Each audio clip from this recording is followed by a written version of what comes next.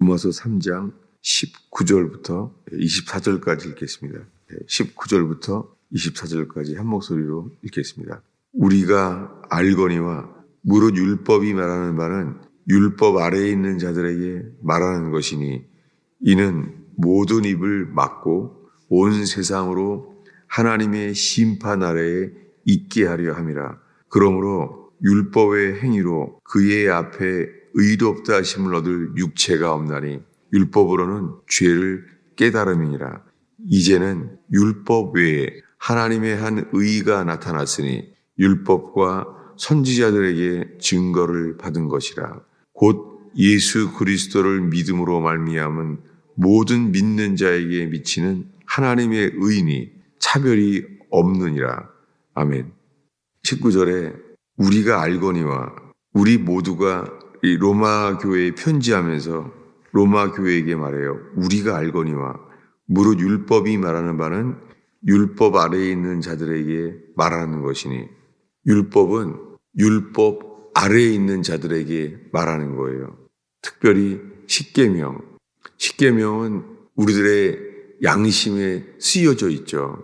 그래서 어린아이들로부터 어린아이가 자라가면서요, 거짓말하는 것이 좋지 않다는 것을 누가 말하죠? 그거는 부모가 말하는 게 아니라 우리 속에, 양심 속에 기록돼 있어요. 하나님께서 우리 속에 이 양심 안에 율법을 기록해 놓으셨어요. 살인하는 것이, 미워하는 것이 좋지 않은 것, 죄라는 것을 알게 하신 것, 그것이 학교에서 배우는 게 아니잖아요. 하나님이 우리에게 다 율법에 기록하셨어요. 그래서 율법이 말하는 바는 율법 아래에 있는 자들에게 말하는 거예요. 여러분, 율법 아래에 있는 자들, 율법이 말하는 바는 우리가 율법 아래에 있는 자들에게 말하는 거예요. 마치 이것과 같습니다. 경찰은 교통법을 신경 안 써요. 왜냐하면 경찰은 교통법을 물론 지키지만은 교통법 위에 있어요.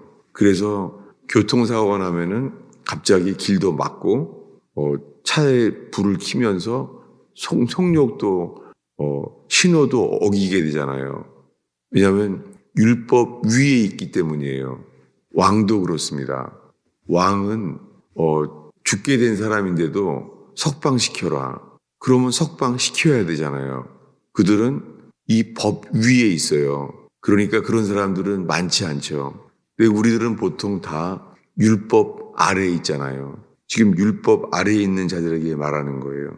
율법 아래에 있는 자들은 모든 입을 막고 온 세상으로 하나님의 심판 아래에 있게 하려 함이라.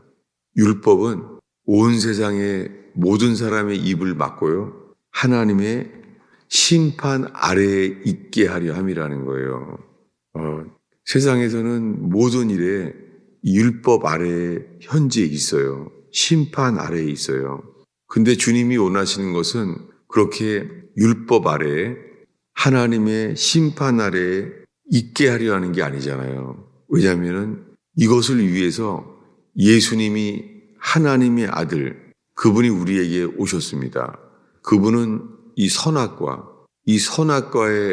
거치지 않게 오시기 위해서 성령으로 잉태되셨어요. 예수님이 성령으로 잉태되어 오신 이유는 죄의 문제에 대해서 주님은 걸리지 않게 하셨습니다. 그래서 그분이 이 땅에 오신 이유는 성령으로 잉태되셨는데 그분은 율법 바깥에 계신 분이에요. 예수님이 사람들을 많이 고치셨습니다. 성경에 예수님이 병을 고치셨던 날이 거의가 안식일 날이에요. 그래서 안식일을 지켜왔던 유대인들은 그 말을 듣자마자 예수님이 병을 고치셨으니까 이분이 하나님이 보내신 분이구나 라고 생각지 않았어요. 뭐냐면 그들은 생각했습니다. 하나님이 보내신 분이 율법을 어겨? 안식일에 사람을 고쳐? 그러니까 예수님께서 병 고치는 능력을 행해도 그들은 마음이 다쳤어요. 왜냐하면 어떻게 안식일에 병을 고치나? 라고 예수님에 대해서 불법으로 보였습니다. 그렇게 3년이 지나고 나니까 제사장으로부터 저자는 죽여야 한다. 예수님은 율법 외에 계신 분이었어요. 그런데 사람들은 그를 죽여야 한다는 거예요. 여러분, 우리 속에요, 자식을 아무리 잘해도요, 율법은 죽이는 거예요. 율법은 아무리 잘해주려고 해도 율법의 기능 자체가 틀린 것을 고치려고 하는 생명은 있지만 생명을 줄 수는 없습니다. 그래서 21절에 이제는 율법 외에 하나님의 한 의가 나타났어요.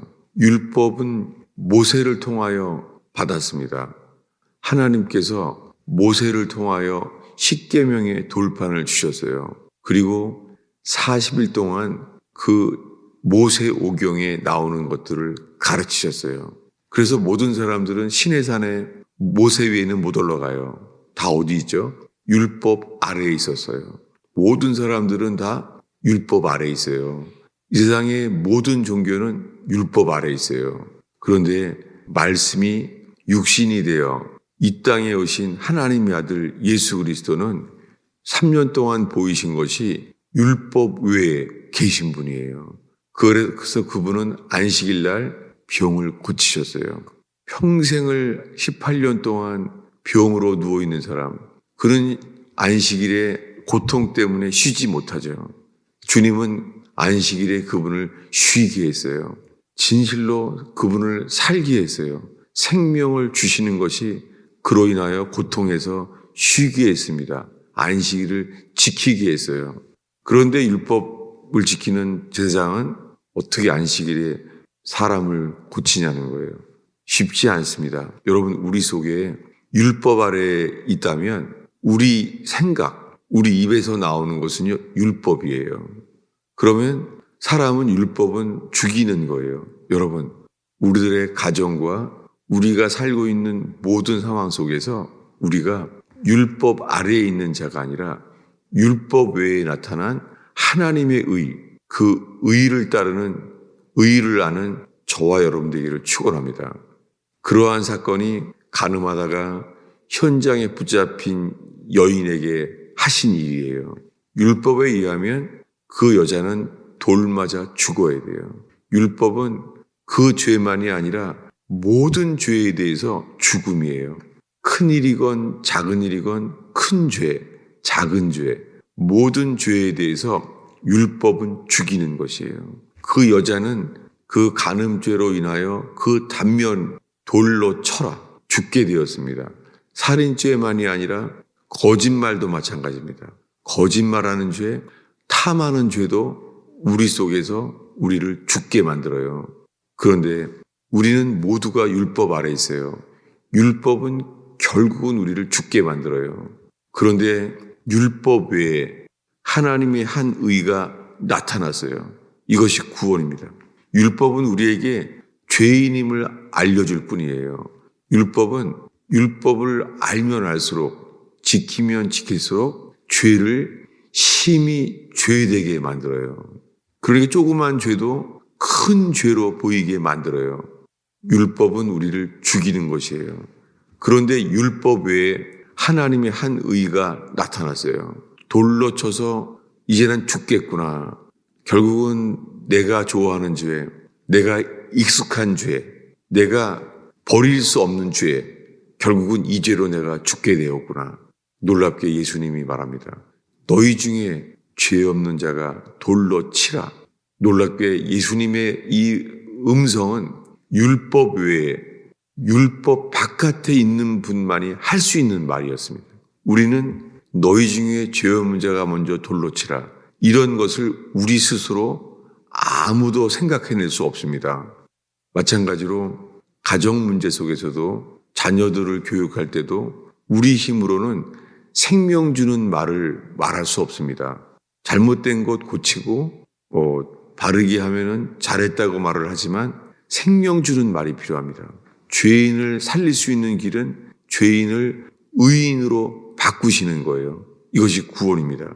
놀랍게 율법 외에 하나님의 한 의가 나타났어요. 이것은 구약 성경에 증거된 바인데 22절에 예수 그리스도를 믿음으로 말미암는 모든 믿는 자에게 미치는 하나님의 의예요. 죄인인 우리에게 미치는 거예요. 가늠하다가 현장에 붙잡힌 여인도 살리시는 역사. 예수님은 그렇게 죽을 수밖에 없는 사람을 살리시는 일을 하시러 오셨습니다. 예수님 앞에 나온 자는 주님이 살리셨어요. 여러분, 이 새벽에 저와 여러분 모두 속에요. 우리가 율법 아래에 있는지 아니면 우리가 율법 외에 한 의가 나타나서 우리가 율법 아래에 있는 것이 아니라 은혜 아래에 있는지 여러분 중간은 없어요. 요한에슬레는 너무 괴로워 있어요. 요한에슬레는 1기장에 이렇게 말해요. 나는 한편으로는 율법 아래에 있고 한편으로는 은혜 아래에 있다는 거예요. 그렇게 요한에슬레는 괴로워 있어요. 예수를 믿으니까 어떤 때는 은혜 아래에 있는 것 같은데 그런데 죄책감에 눌릴 때는 나는 분명히 율법 아래에 있구나. 그렇게 괴로워 있습니다. 여러분이 새벽에 우리가 어린아이처럼 전심으로 주님만을 향함으로 태양빛을 바라보면 그 빛으로 인하여 그림자가 없어지잖아요. 그림자, 어두움이 사라지잖아요. 우리가 어두움을 없앨 수는 없습니다. 우리가 빛을 바라볼 때 우리가 빛을 바라봄으로 어두움이 물러갑니다. 여러분, 우리 스스로 어두움을 물리쳐낼 수는 없습니다. 우리가 할 수 있는 일은 빛을 바라볼 뿐입니다. 이 빛이 비춰진 것이 십자가였습니다. 십자가에 억울하게 돌아가신 예수님, 바리새인들에 의해서 우리가 가진 율법에 의하면 저자는 십자가에 죽어야 합니다. 라고 말했습니다. 빌라도는 처음에 이자는 죄가 없다. 라고 말했습니다. 빌라도는 그를 살려내려고도 했었습니다. 근데 어느 누구도 율법에서 벗어날 수는 없었습니다. 놀랍게 그렇게 억울하게 돌아가신 예수님은 빛이었어요. 그분은 죄가 없으신 분입니다. 그분은 율법에 의해서도 죄가 전혀 없으신 분이잖아요. 그분이 우리가 가져야 될 의이셨습니다. 그분은 죄인으로 죽었는데 그분의 십자가의 공로를 믿는 자마다 주님이 우리에게 말합니다. 이제부터 너는 의다 라고 말해요. 우리가 말하는 게 아니에요. 누가 말해요? 우리가 말하는 게 아니에요. 우리가 믿음으로요. 나는 믿음으로 의인이 된 것을 믿습니다. 이렇게 내가 주장하는 게 아니에요. 누가 말하죠? 놀랍게 예수 그리스도께서 다 이루었다 하신 공로를 믿는 자마다 하나님이 말씀하는 거예요. 하나님이 우리에게 말해요. 예수를 믿으니 너는 이제 의인이다 라고 말씀하세요. 다시요. 우리가 믿습니다. 우리가 믿으니까 우리는 의인 된 걸 믿습니다 라고 우리가 주장할 필요가 없는 거예요. 우리가 주장하는 것이 아니라 하나님께서 친히 말씀하는 거예요. 죄인인데 너는 의롭구나 라고 선포하시는 거예요. 우리 이것을 마지막으로 22절을 다시 읽겠습니다. 곧 예수 그리스도를 믿음으로 말미암아 모든 믿는 자에게 미치는 하나님의 의인이 차별이 없느니라. 여러분, 최근에 믿은 사람이건 오래 믿어온 사람이건 차별이 없어요. 왜냐하면 하나님께서 선언하신 거예요. 너는 이제 의다. 오직 예수 그리스도 안에서. 여러분, 이것은 실제입니다. 우리 스스로 우리의 양심으로는 율법 외에 나타난 의를 우리 힘으로는 붙들 수가 없습니다. 십자가의 주님을 어린아이처럼 전심으로 바라보는 자마다 그분이 우리를 이끄시는 거예요. 우리가 가는 게 아니에요. 주님이 우리에게 선언해요. 너는 이제 의롭다. 여러분, 이 놀라운 기쁜 소식이 우리의 양심 안에 비춰지기를 축원합니다. 기도하겠습니다. 예수님, 평생 예수를 믿어도 율법 아래 빠진 사람은 없습니까? 평생 예수를 믿는다고 하지만 우리가 과거에 지은 죄에 갇혀있는 사람은 없습니까? 이렇게 율법에 평생 갇혀 있는 사람은 없습니까? 주님, 십자가의 주님을 태양빛을 바라보듯이 꽃이 살아나듯이 십자가의 주님을 바라보게 하옵소서.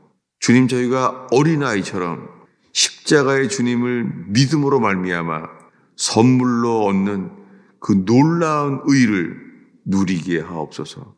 주님, 오늘 우리가 기도할 때 시내산의 율법으로 가지 않게 하시며 골고다에 다 이루었다 말씀하신 예수께로 이끌리게 하옵소서.